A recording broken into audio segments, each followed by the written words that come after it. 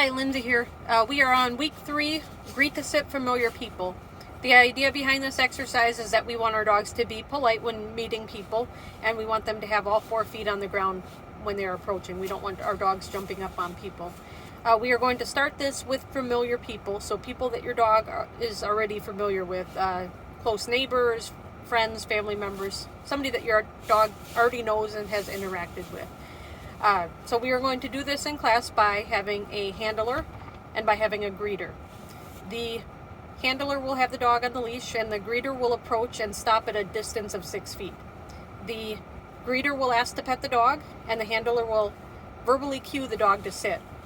If the dog does not sit, they're going to count 2 seconds in their head and then follow up that cue with a visual cue. If the dog at this point does not sit, then the greeter is going to walk away and try again in a few seconds. Now, if your dog does sit, the handler is going to mark it, and the greeter is going to reward the dog with a treat or with petting, whatever it is, as long as they're giving the reward. And then when your interaction is all done with, the handler is going to release the dog and say, okay, give them the release that they're good to go.